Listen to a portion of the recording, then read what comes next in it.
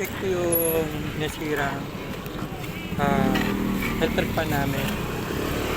So, ayusin namin.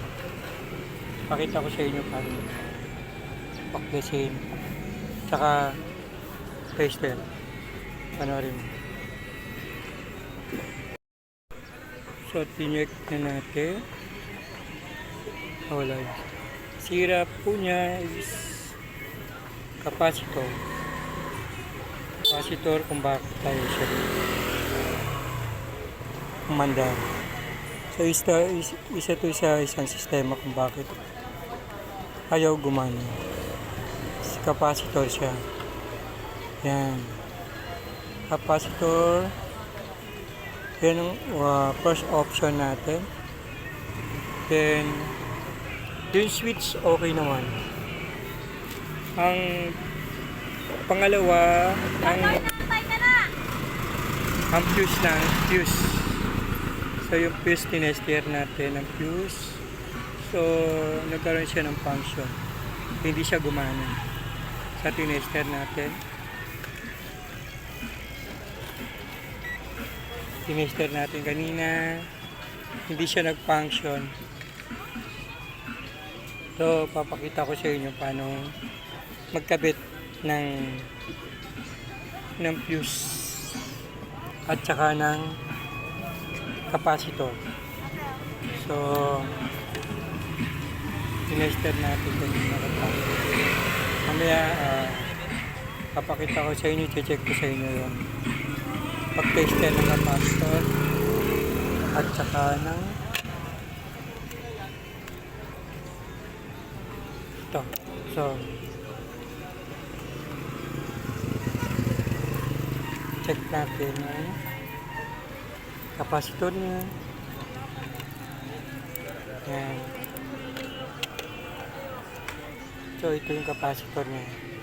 Tester natin siya.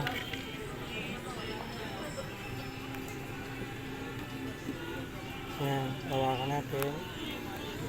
So, kailangan ang follow ng tester sa capacitor. Kapalo siya pataas. Kailangan yung reach niya pababa. Papalo siya pataas, ang reach siya pababa. Hindi yung papalo siya ng pataas lang ng pataas. Hindi yung ganun. Ito kasi ang trabaho nito, siya yung nagpo-push ng electric fan para mapaikot na ng malakas. Siya yung nagtutulak. So, ang tester nito kailangan papalo siya ng mataas na rates, tapos pababa siya ng pababa. So, ito tester natin. Papakita ko sa inyo.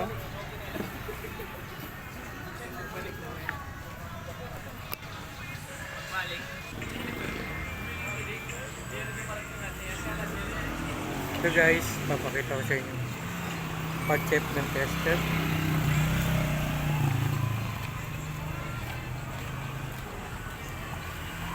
Yung capacitor niya, check natin na. Ito yung rate niya. So pag didikitin muna natin dalawa. Didikitin muna natin dalawa to para magkaroon siya ng kahit saan dyan, pwede natin i-state. Kabilaan ka. Ito dito pula. Tapos, ito yung isa. Kailangan ka dyan. Yan guys. Diba? Magulo ang sistema niya. Nawala. So, dapat, pag mula siya sa mataas, tagapababa na pababa. Yan lang yun guys. So, isa siguro siya isang problema. Paulitin natin. Ganun pa rin to. Ayan ba isa? Tumataas siya. So, may problema na.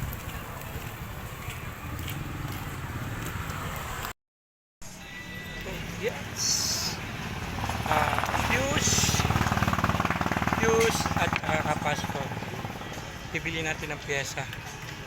Patay ng Quiapo. Ganun marami bilihan ng piyesta. Para mag-waste na. Let's go!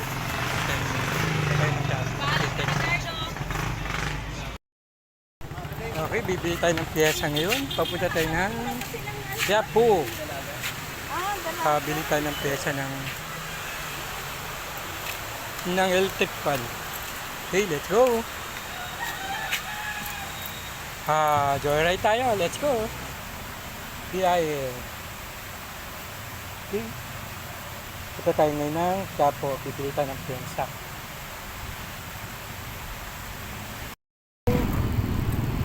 Quiapo.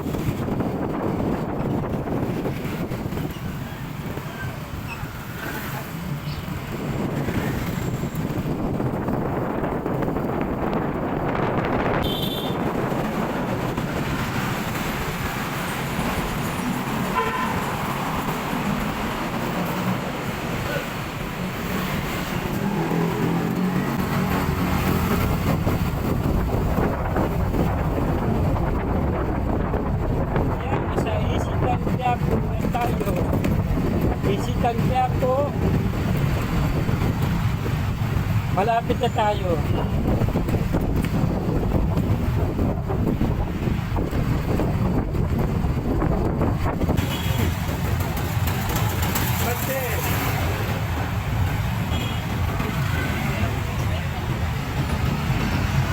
Boss, pwede dyan, boss. Ating, no?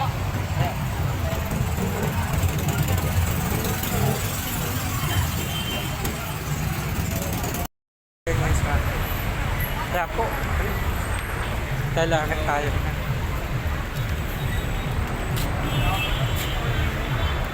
Para tayo na hindi ka bilihan ng piyesa.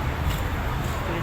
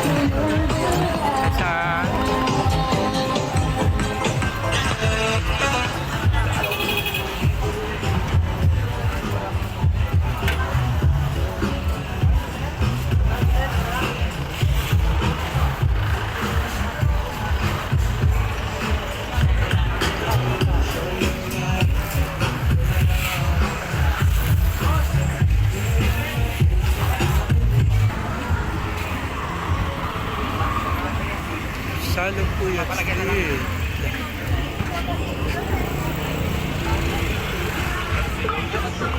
Tapos piligo tayo sa dito.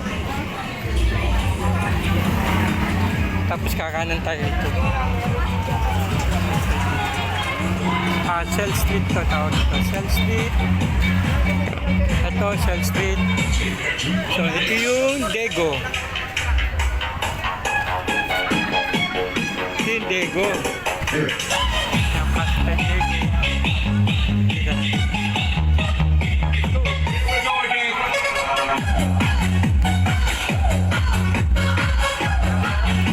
Hindi lang piyasa. Dego. Ito loob ng Dego. Dito ako bumibili ng piyesa. So, sa second floor tayo pupunta. Let's go!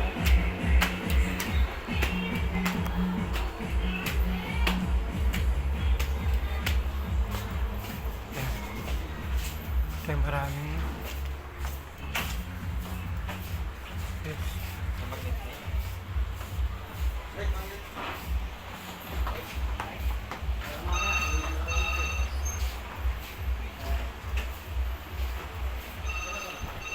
views. Although, Tutuin dito, te.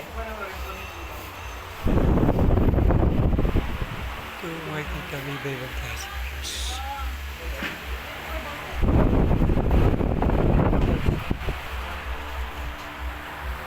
Dito siguro yung kabit niya doon, no?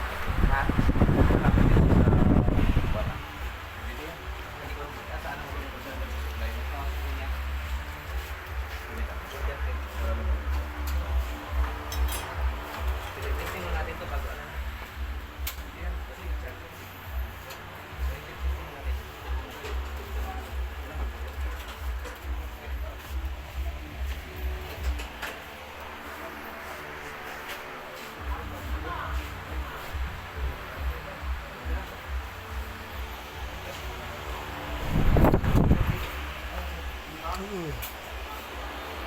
Ito yung iba-ibang klaseng views ng pastor.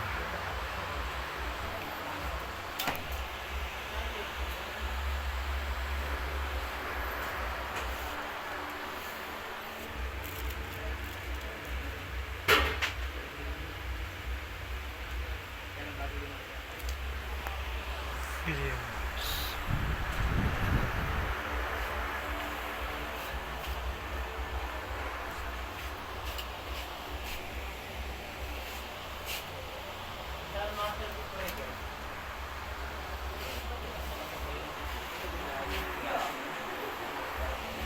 Dito siya mga bilihan. So maraming bisection dito. So, bilhin tayo. Ito, nakabili na tayo ng sa capacitor at dalawang fuse na ito yung luma na ipapalit natin. Ayan. Let's go, guys! Kita natin. Tayo, nakabili na tayo yan. Yes, doon kayo makakabili ng mura. So, bili ko lang dito sa capacitor. Capacitor niya 35 pesos lang sa electric fan. Ito yung fuse lang, magkano lang fuse sa dalawa. 25 pesos lang. Thank you. Sa dalawa, 25 pesos. Ay, di. Pali 20 pesos lang. Ibili ko sa fuse na electric fan. Dito lang makakamura mga bilihan ng fuse. Share ko lang to sa mga gusto nilang malaman na bilihan ng mga electronics piyasa. Dito lang po sa Quiapo.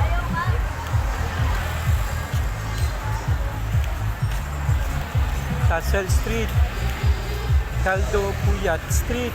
Yan. Deco yung store niya, Deco. Ganyan na lang guys. See you. Okay, yan. Kakalasin natin. Ito siya electric fan. Pali dito ako gagawa sa tindahan. Kasi ako nagbabantay ngayon. Kaya nga yung mga tao. Kaya kapag nagbabantay ako, gagawin natin ito. So, kakalasin muna natin itong kanga. Kasi kailangan natin mabaklas yung fuse. Kailangan dito. Nasa loob yung fuse nito. Sa loob. Kung baklasin natin, papakita ko siya.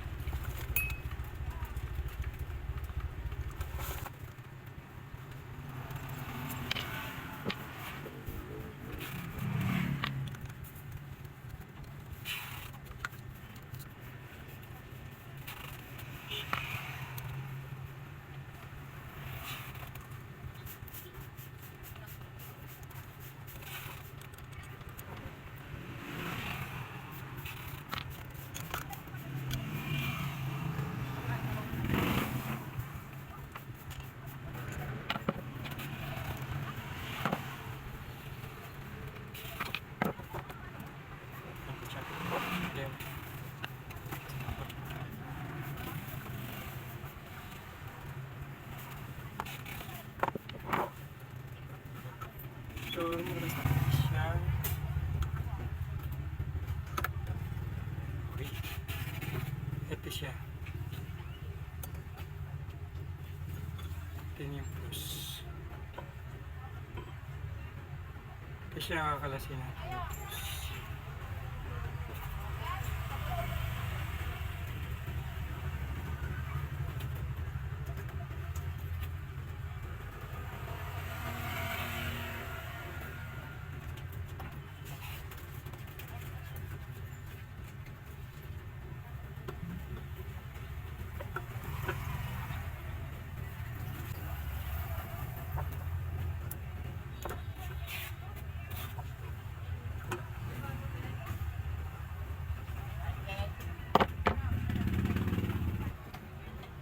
Yan, nandito yung fuse niya.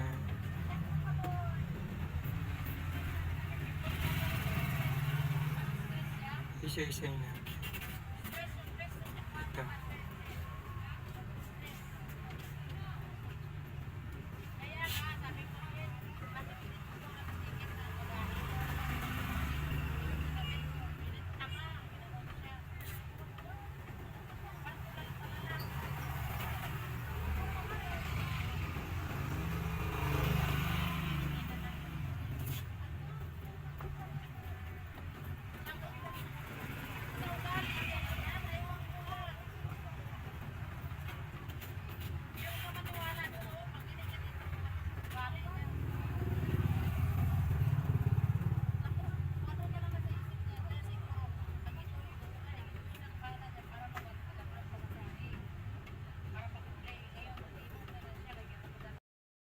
Yan.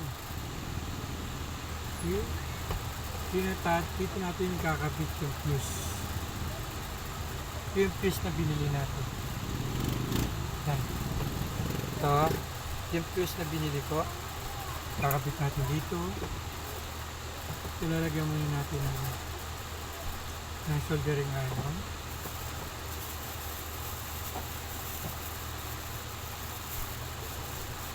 Ito yung capacitor.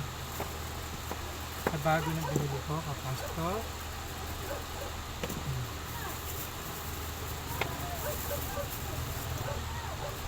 Kailangan muna natin maghinay.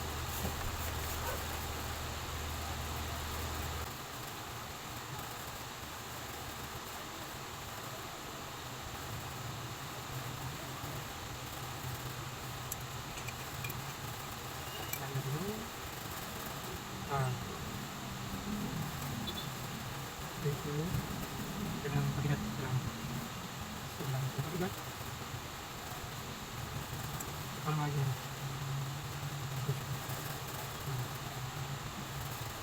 Ito yung nangat siya. Yung fish ay nangat. Kaya natin natin.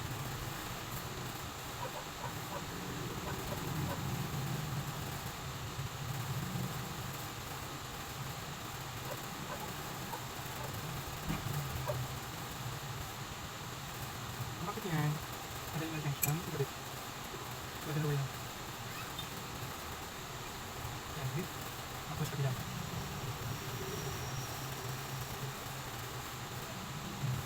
Natin natin siya ilagay. Ilan ito. Ilan siya ilagay. Ito sa ilan. So, hindi tayo siya. Kailangan natin ilagay dito. Ilan.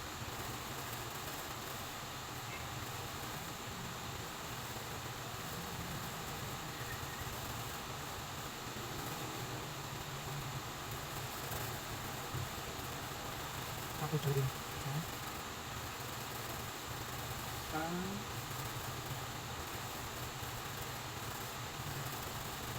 Hindi tayo. Bilang guys, hindi ko kayo nito.